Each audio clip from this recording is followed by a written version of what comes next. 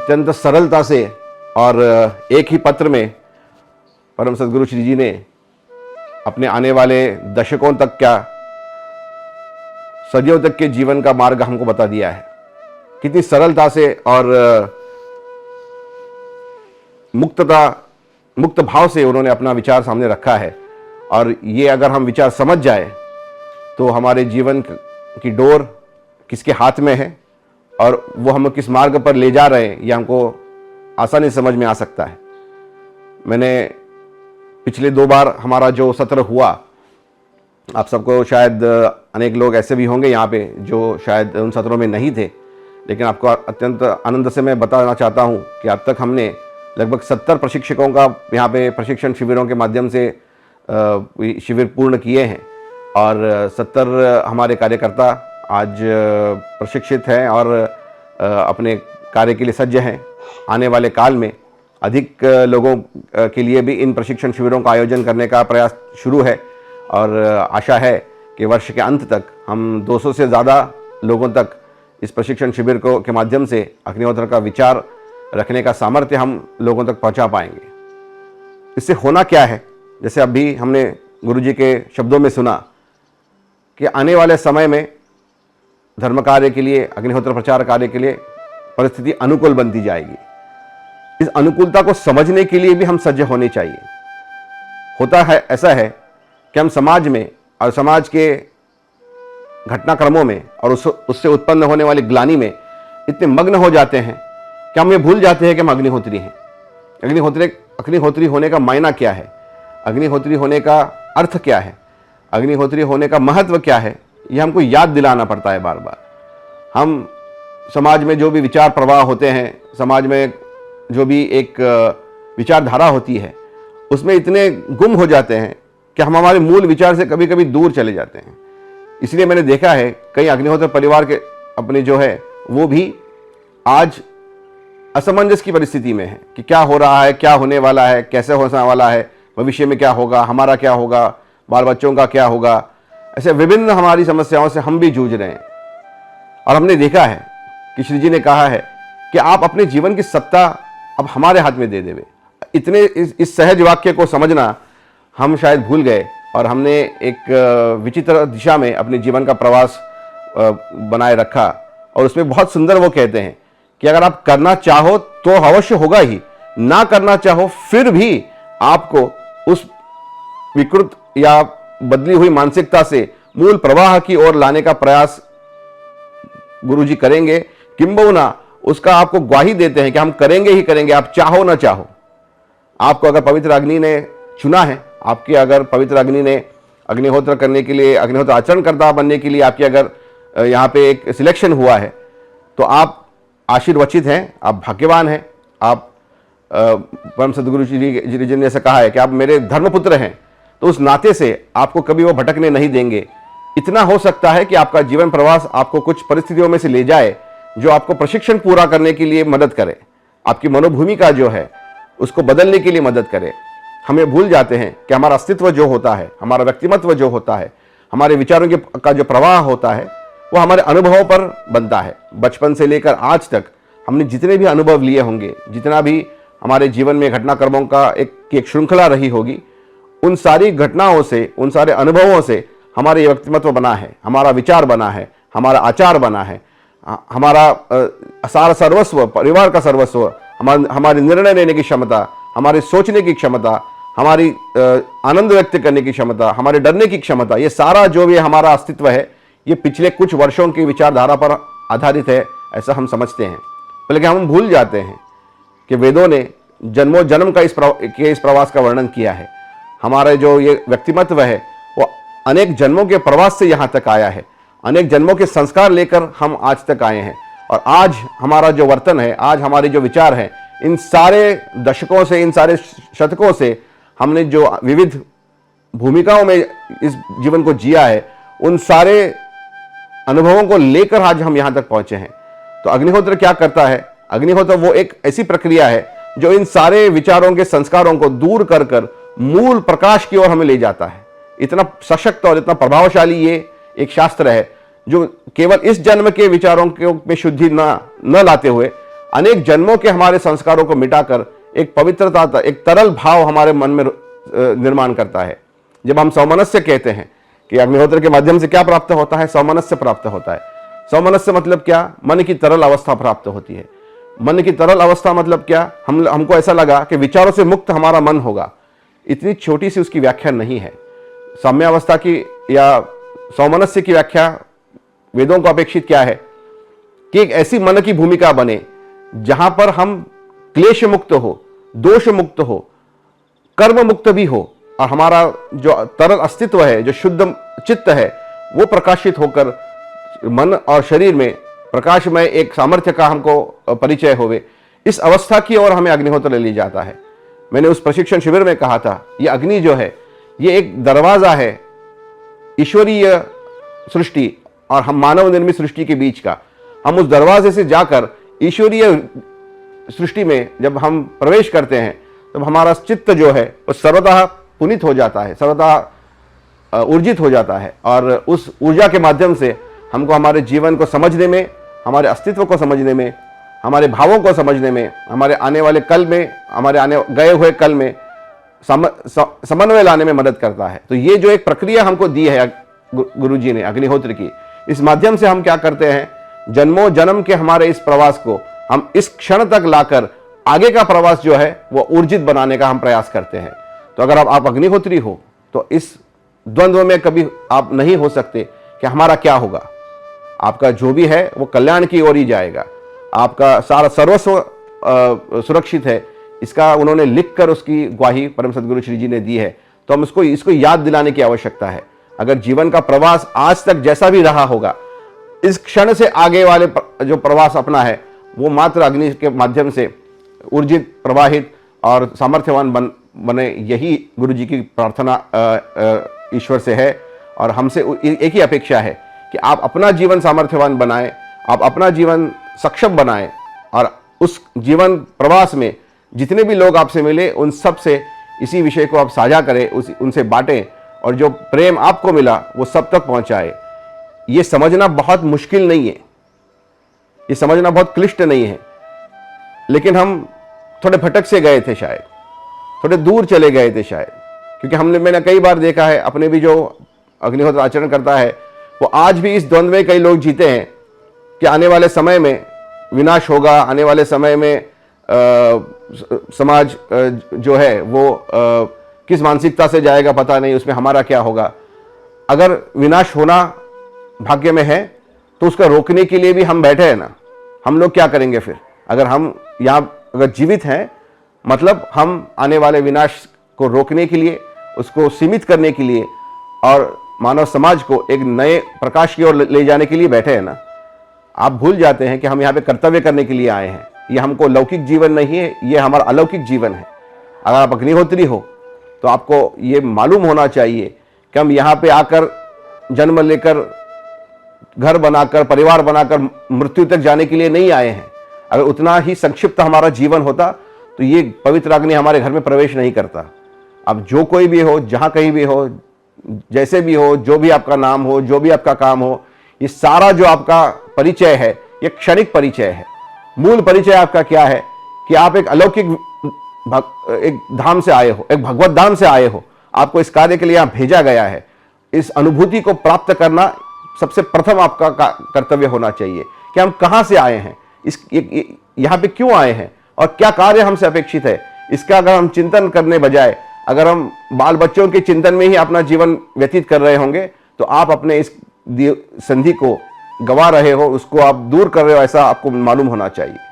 आपके जीवन की जो लौकिक नौका है उसको परिपूर्णता की ओर ले जाने का तो भाग्य परम सद्गुरु ने हमको दिया ही है। उन्होंने कहा उसकी चिंता आप मत करें। आपका जो क्षणिक जो आपका अस्तित्व है उसके जो भी प्राप्तव्य है कि आपको सुख समाधान मिले, वो तो आपको मिलेगा ही मिलेगा, उसकी तो आप चिंता करें ही ना करें। उससे भी ज्यादा का जो काम आपसे अपेक्षित है, जो वैश्विक कल्याण का काम आपसे अपेक्षित है, जो धर्म के प्रचार का कार्य आपसे अपेक्षित है, जो विश्व के कल्याण का काम आपसे अपेक्षित है, उसकी चिंता करें, क्योंकि आपको वही चिंता करने के लिए हमने भेजा है। लौकिक चिंता तो आपकी हमने कर रखी है, उसकी चिंता आपको नहीं करनी है, वो हम करेंगे। आपको केवल विचार क्या करना है कि इस जीवन प्रवास के माध्यम से हमारी जीवन की जो दिशा गुरुजी को अपेक्षित है, उसकी पूर्तता हम कैसे करें, हमसे लोक कल्याण का कार्य कैसे बने। अगर आपको घर दिया है, शिक्षा दी है, आरोग्य दिया है, आपको परिवार दिया है, प्रेम दिया है, सम्मान दिया है, समाज में प्रतिष्ठा दी है, वो केवल उसका उपभोग करने के लिए नहीं दिया है। उस देने के पीछे मंतव्य क्या है कि आपसे, आपके हाथों से एक बड़ा काम आप कर पाओ, ज्यादा से ज्यादा लोगों का कल्याण आप कर पाओ, लोगों की व्यथाएं आप कम कर पाओ, लोगों को आप दुख से निकाल कर प्रकाश की ओर ले जाओ। ये हमसे अपेक्षित है और उस कार्य को करने के लिए हमको सज्ज होना है। जैसे इन 70 लोगों का प्रशिक्षण यहाँ पूर्ण हुआ है, बाकी लोगों का प्रशिक्षण भी होगा। हम में से कई लोग होंगे जिनको इन प्रशिक्षण शिविरों का में सम्मिलित होने का शायद संधि इस आने वाले काल में ना मिले। ऐसा, इसका मतलब ये नहीं होता कि आप घर में बैठे रहें कि भाई जो प्रशिक्षण करके आए हैं वो काम करेंगे, हमको तो घर पे बैठे रहना है। ऐसा नहीं है। अगर आप अग्निहोत्री हैं, आप किसी भी आयु के हो, किसी भी प्रांत में रहते हो, आपका कोई भी लौकिक जीवन का परिचय हो, उसको दूर करके हमारे अग्निहोत्री होने का जो एक मूल हमारी संकल्पना है, उसके लिए आपको सज्ज होना है। हम सबको मिलकर संगठित होकर यह काम करना है। तो इन प्रशिक्षण शिविरों में से हमने क्या किया, हमने संगठित होने का एक प्रवास आरंभ किया है कि हम सारे अपने अपने अनुभवों को लेकर, अपने अपने विचारों को लेकर, अपने अपने व्यक्तिमत्व को लेकर एकत्र आवे, विचारों का आदान प्रदान होवे, अनुभवों का आदान प्रदान होवे, हम सब विचारों से प्रगल्भ बने और उस प्रगल्भता के माध्यम से एक नए सांघिक प्रवास का हम यहाँ पे प्रारंभ करें। इसके लिए ये प्रवास हम यहाँ पे कर रहे हैं।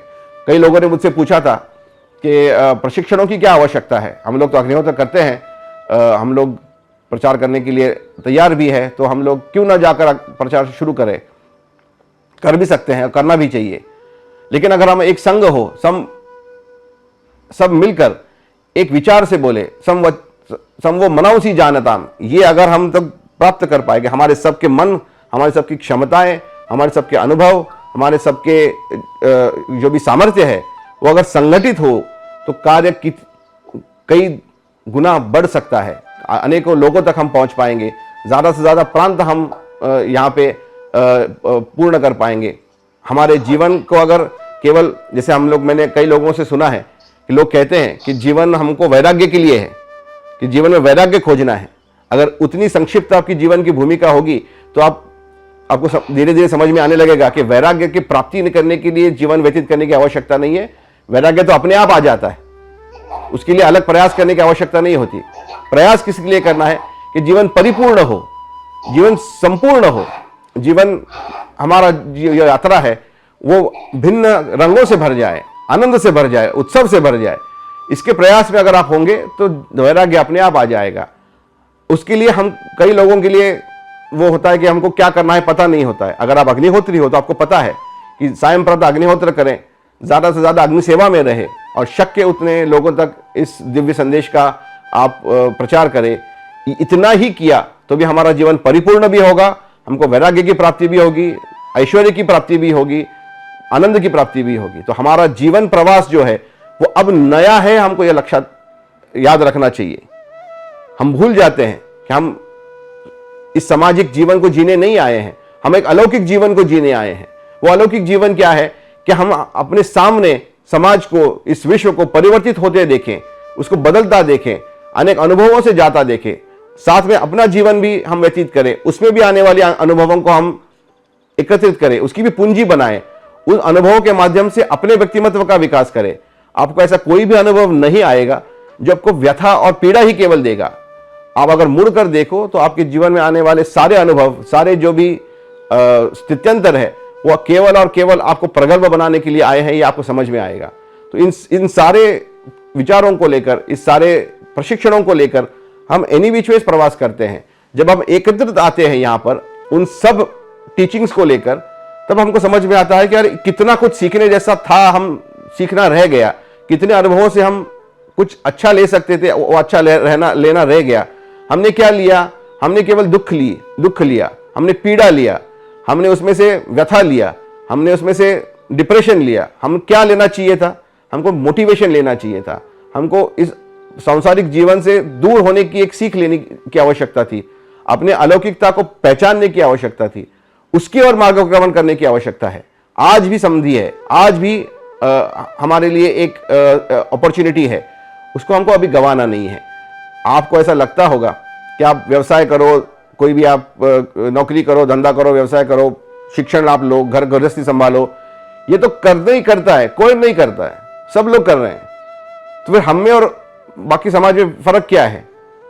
अगर हमको इस दिव्याग्नि का दर्शन लेने का भाग्य मिला है तो हमसे तो कुछ ज्यादा अपेक्षित होगा ना, हमसे तो कुछ अलग अपेक्षित होगा। और वो अलग अपेक्षित है कि हस्तलिखित पत्र में परम सदगुरु जी ने कहा है, केवल उसकी ओर हम उस भूमिका से देखते नहीं है। हमने देखा क्या है कि भाई उसमें से हम दिव्य संदेश को ओपन करें, जो भी मन में प्रश्न है उसका उत्तर लेवे, बंद करें और अपने अपने काम में जुट जाएं। बहुत क्लियरली परम सदगुरु क्या कहते हैं कि आप अपने जीवन की सत्ता अपने आप के हाथ से छोड़कर अब मुझ पर डाल दें। यह बहुत सांकेतिक वाक्य है और बहुत धीर गंभीर वाक्य है। और हमने आज भी ऐसा सोचा है कि इस जीवन की सत्ता अपने हाथ में है और हम अपने जीवन को की पूर्तता के लिए यहां पे बैठे हैं। अगर जिस दिन हम समझ जाएंगे कि अपना जीवन प्रवास जो है वो कोई उंगली थाम कर हमको चला रहा है और हमको आगे आगे ले जा रहा है, तो उस दिन आप समझोगे कि आप एक समर्पण का भाव क्या होता है, एक शरणागति का भाव क्या होता है, उस पर आप चिंतन करना शुरू करोगे। जिस दिन समर्पण को समझोगे उस दिन आप समझोगे कि आपका सारा जीवन अलौकिक रहा है। आज तक का जितना भी आपने जीवन जिया है सारा अलौकिक है और इन अनुभवों के माध्यम से जो भी सीखा है आपने, उसको आप पीड़ा की तरह न देखते हुए एक प्रशिक्षण की ओर देखने लगोगे कि हर एक क्षण में हमको कुछ ना कुछ सिखाया गया है। जैसे हम स्कूल जाते हैं, अलग अलग विषय सीखते हैं, गणित सीखते हैं, भूगोल सीखते हैं, इतिहास सीखते हैं, विज्ञान सीखते हैं। कई बार ऐसा होता है कि एक विषय हमको अच्छा नहीं लगता लेकिन फिर भी सीखना पड़ता है। कई बार ऐसा होता है कि कोई गणित का एक इक्वेशन होता है, उसको समझने में हमको कठिनाई जाती है, फिर भी उसको हमको लर्न करना पड़ता है, उसका अभ्यास करके उसकी परीक्षा भी देनी पड़ती है। वैसे ही जीवन की डोर आज तक की हमारी चलती आई है। अनेक क्षण हमारे होंगे जिसमें हमको आनंद आया होगा, अनेक विषय हमारे जीवन के ऐसे होंगे जिनमें हमको आनंद आया होगा, अनेक विषय जीवन के ऐसे भी होंगे जो हमको कठिन लगे होंगे, जिसमें हमको रुचि नहीं होगी, फिर भी उससे जाना तो पड़ा होगा, उनको सीखना, उससे गुजरना पड़ा होगा, सीखना पड़ा होगा, परीक्षा देनी पड़ी होगी। परीक्षा जब उत्तीर्ण हो जाते हैं तो फिर से पहली कक्षा में जाके नहीं बैठते हम, तो अगली कक्षा में जाते हैं ना। तो उसी तरह अगर आप अपने जीवन को देखोगे कि आज तक आए हुए सारे अनुभवों को आप एक पूंजी की तरह देखो, एक टीचिंग एक्सपीरियंस की तरह देखोगे, तो आपको समझ में आएगा कि परम सदगुरु श्री जी ने आपके व्यक्तिमत्व को किस तरह से विकसित किया है, आपको सज्ज किया है, आपको निर्माण किया है। आप निर्मित नहीं, अपने आप हुए नहीं हो, आपको किसी ने सक्रिय निर्माण आपके जीवन का किया है। अगर आप ये समझोगे तो जीवन अलौकिक कैसा ये भी समझ जाओगे।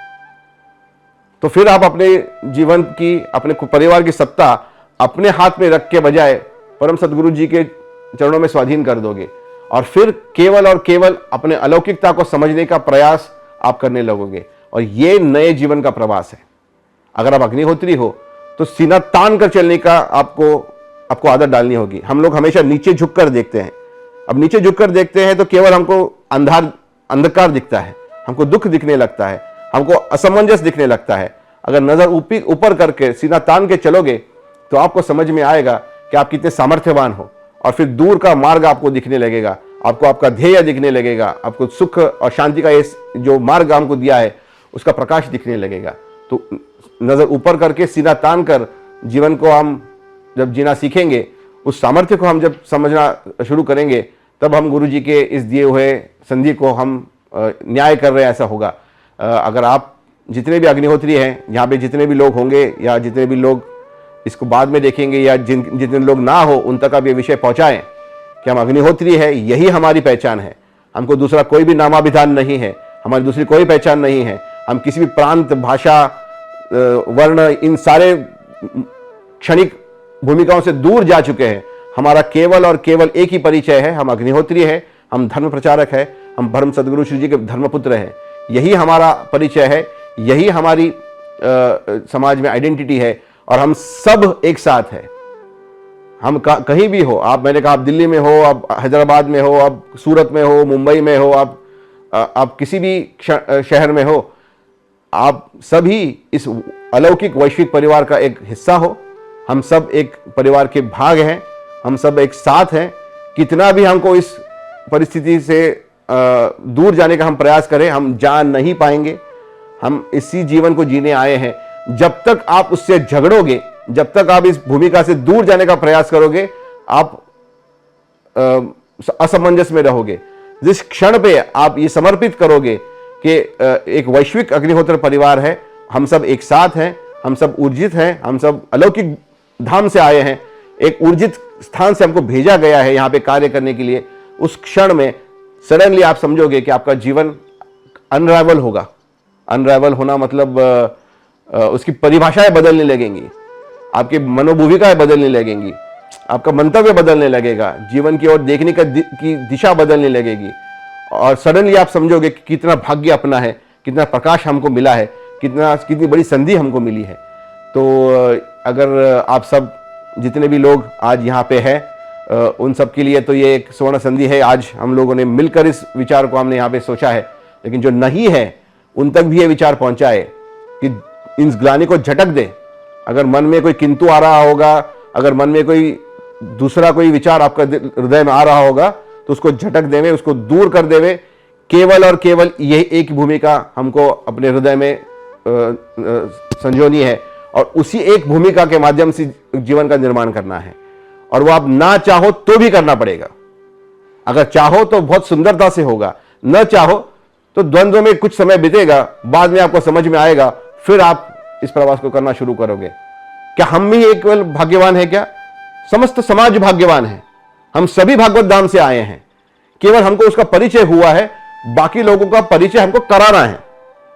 अगर आप समझते हो कि आप कोई सुपरमैन हो, तो यह सोचिए कि सारे सुपरमैन हैं, सब लोग भाग्यवान हैं, सब लोगों के भाग्य की सीमा नहीं है।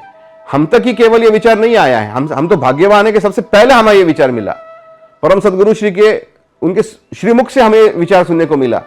अब क्या होगा, हमारे माध्यम से समाज तक ये विचार जाएगा, बाकी जो समाज के हमारे बंधु भगिनी है उन तक भी ये विचार जाएगा, उन तक भी ये मंतव्य जाएगा। हम सभी इस दैवी श्रृंखला से जुड़ेंगे। ये जो परिवर्तन का समय है, ये जो अनुकूल परिस्थिति का ये जो प्रवास है, इसको देखने का हमको भाग्य मिल रहा है। हमें उनमें फर्क क्या है कि हम वो पहले लोग हैं जिनको परिवर्तन देखने को मिला, जिनको गुरु जी के दर्शन करने का भाग्य मिला, जिनको परिवर्तन को अनुभव करने का भाग्य मिला, परिवर्तन का भाग होने का हमको भाग्य मिला। तो हमारे भाग्य की सीमा बहुत विशाल है, इसको समझने की आवश्यकता है। और संकुचित भूमिका से दूर हटे, विचारों को में प्रगल्भता लावे, आत्मचिंतन करें। जब जब होवे तब इन सांघिक कार्यक्रमों में हिस्सा लें। इन विचारों को हम यहाँ पे दृढ़ करते जाएंगे और इन विचारों की श्रृंखला को यहाँ पे सक्षम करते जाएंगे। और मैंने जैसे कहा, सर उठाकर, नज़र आगे रखकर, सीना तान कर चलने की आदत डाल लें, क्योंकि हम अग्निहोत्री है, हमारी वही परिचय हमारा है। और अग्निहोत्री होने का परिचय क्या होना चाहिए कि अग्निहोत्री वो होगा जो सामर्थ्य से जीवन जिएगा और लोक कल्याण के भाव से ही जीवन को व्यतीत करेगा। जो परम सदगुरु श्री जी का भाव रहा है कि समस्त जीवों का कल्याण होवे, यही हमारी कामना है। वो ही कामना हमारी भी होनी चाहिए, क्योंकि हमारे माध्यम से परम सदगुरु श्री जी ही जीवन जी रहे हैं। ये भाव आपको समझ में आएगा जिस दिन आप आत्मचिंतन करोगे, समर्पण को समझोगे, शरणागति को समझोगे। उस दिन समझ में आएगा कि आप भी परम सदगुरु श्री जी के अंश रूप ही हो। और जिस दिन भाव को इस समझोगे, तब आपकी भी कामना लोक कल्याण की ही होगी। अगर जहां भी व्यथा होगी, जहां भी पीड़ा होगी, उसको सुलझाने के लिए हम हैं। व्यथा में, पीड़ा में जीवन जीने के लिए हम नहीं हैं। तो इसको समझे, इस पर चिंतन करें। आने वाले सप्ताह में इस विषय पर अधिकाधिक आप विचार करें। और इस श्रृंखला में ही इन प्रशिक्षण शिविरों का हम आयोजन कर रहे हैं। हम क्या कर रहे हैं? आपको केवल याद दिला रहे हैं कि आपके जीवन का हेतु क्या है, आपकी कामना, जीवनोद्देश्य क्या है। हमारा केवल उतना ही कर्तव्य है। जिस दिन आप समझ जाओगे, आप इस कार्य को अपने आप करना शुरू भी कर दोगे और उसको समझने भी लगोगे। तो आज के इस रविवार के दिवस पर इस विषय पर चिंतन करते हुए हम आगे चलेंगे।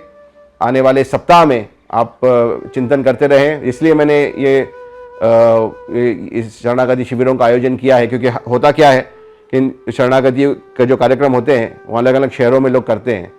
तो वहाँ पे एक सांघिक जो ये विचार इस माध्यम से हमको मिलता है, संधि मिली है, वो हम करने के लिए आज सक्षम नहीं है। जिस दिन ऐसा होगा कि गाँव में लोग इस विषय को समझने लगे हैं, विचार को समझने लगे होंगे, शायद फिर आप अपने गाँव में अपने अपने अग्निहोत्र उस जो वहाँ का जो परिवार है उसके साथ शरणागति करने लगो। लेकिन तब तक के लिए ये जो ऑनलाइन का ये जो प्लेटफॉर्म है, इससे हम जुड़ते रहेंगे। ज़्यादा से ज़्यादा लोगों को इससे जोड़ें, जितने भी अग्निहोत्री परिवार हैं उनको इस कार्यक्रम से जोड़ें, क्योंकि हम सबको उस विचार को समझने की आवश्यकता है। मैंने कई बार देखा है कि आज मैं हमेशा पूछता हूं कि कितने लोग हैं अग्निहोत्री? 100 लोग हैं, 200 लोग हैं, 500 लोग हैं? कितने अग्निहोत्री लोग हैं? आज तक का जो वैश्विक परिवर्तन का कार्य रहा है वो कितने लोगों ने किया है? 3, 10, 12, 15? इतने लोगों के माध्यम से ईश्वरीय अंश ने, ईश्वरीय अवतार ने विश्व को परिवर्तन करने का काम किया है। हम फिर भी इतने सारे हैं तो हम कर क्या रहे हैं? हम अगर इतने सारे हैं तो फिर भी विश्व में विनाश होगा, लोग व्यथा में जिएंगे, दुख ही जीवन का सत्य है, इस तरह के विचार क्यों कर रहे हैं? क्यों हम समाज को इस विचारों को जीने के लिए कंपल्शन कर रहे हैं? क्यों हम लोग एकत्र आकर बाहर जाकर लोगों को समझाते नहीं है कि विनाश नहीं होगा? जब तक हम जीवित हैं तब तक हम प्रयास करते रहेंगे कि विनाश ना हो। जब तक हम जीवित हैं तब तक हम प्रयास करेंगे कि लोगों का कल्याण हो, विश्व का कल्याण हो, सबको आनंद मिले, सबको सामर्थ्य मिले, सबको संतोष मिले, इसका हम प्रयास करते रहेंगे। अगर हम 300, 400, 500 लोग हैं तो एकत्र आकर इस विचार को क्यों नहीं कर रहे हैं? क्यों हम लोगों को कंपल्सरीली व्यथा में जीने के लिए उनको कंपल्शन कर रहे हैं? तो हमको ये समझने की आवश्यकता है, और शायद वो अनुकूल परिस्थिति अपने परिवार में आने का समय ये होगा, ऐसा हम मानते हैं। और इस माध्यम से हम जुड़ते रहेंगे, इस विचार को अधिक सक्षम करते रहेंगे। और अग्निहोत्री होना मतलब क्या, अग्निहोत्री होने की पहचान क्या है, इसको हम ठीक तरह से समझेंगे और सामर्थ्य के साथ अपना जीवन जिएंगे, और अपने जीवन का जो हेतु है, मूल हेतु है, उसकी पूर्तता के लिए आप सज्ज होंगे। नमस्कार।